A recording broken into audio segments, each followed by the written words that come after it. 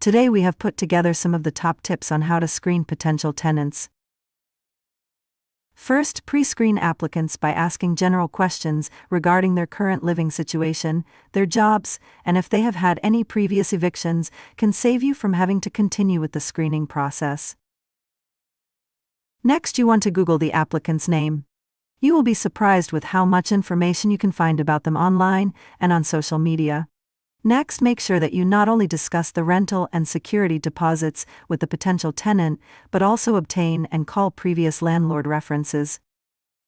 Lastly, run a background check on your rental applicant. A good service to use is called SmartMove by TransUnion. SmartMove will check not only the criminal history and credit report of the applicant, but will also check for any previous evictions. If you need help with tenant screening or any other aspect of managing your property, our experts at the Rental Lister are here for you. Call us today